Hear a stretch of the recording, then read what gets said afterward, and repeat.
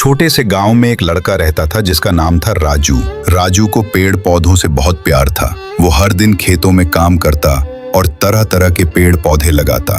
गांव के लोग उसे थोड़ा अजीब समझते थे क्योंकि वो अक्सर पेड़ पौधों से बातें करता था। लोग कहते, ये लड़का पागल है, पेड़ों से कौन बात करता है। लेकिन राजू कहता, पेड़ पौधे सब समझते हैं, बस हमें उनकी भाषा समझनी चाहिए। एक दिन गांव में एक लड़की आई जिसका नाम था सीमा। सीमा एक वैज्ञानिक थी और पेड़ पौधों पर रिसर्च कर रही थी। उसने राजू को देखा कि वो एक बड़े से पेड़ के नीचे बैठा उससे बातें कर रहा है।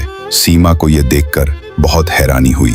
उसने राजू से पूछा, तुम किससे बात कर रहे हो? राजू ने मुस्कुराकर कहा, मैं अपने दोस्तों से बात कर रहा हूँ। सीमा ने पूछा, पेड़ पौधे तुम्हारे दोस्त कैसे हो सकते हैं? राजू ने कहा, जब मेरे पिताजी नहीं रहे तो मुझे बहुत अकेला महसूस हुआ। तब मैंने इन पेड़ पौधों के साथ समय बिताना शुरू किया। धीरे धीरे मुझे महसूस हुआ कि ये भी मेरी बातें समझते हैं। जब मैं खुश होता हूँ तो ये भी हरे भरे दिखते हैं और जब मैं उदास होता हूँ तो इनकी पत्तियां भी मुरझा जाती हैं। ये मेरे सबसे अच्छे दोस्त हैं। सीमा को राजू की बातें सुनकर बहुत अच्छा लगा।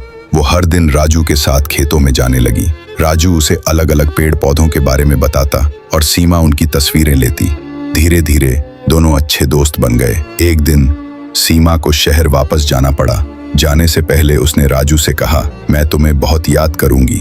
राजू ने उसे एक छोटा सा पौधा दिया और कहा, जब भी तुम्हें मेरी याद आए इस पौधे को देख लेना, ये तुम्हें मेरी याद दिलाएगा। सीमा ने पौधा ले लिया और मुस्कुराते हुए चली गई। उसके जाने के बाद राजू फिर से अकेला हो गया, लेकिन अब उसे अकेलापन महसूस नहीं होता था क्योंकि उसके पास सीमा की यादों वाला पौधा था। वो हर दिन उस पौधे से बातें करता और उसे सीमा की कहानियां सुनाता। तो दोस्तों, कुछ लोग हमारी जिंदगी में आते हैं और चले जाते हैं, लेकिन उनकी यादें हमेशा हमारे दिलों में बसी रहती हैं।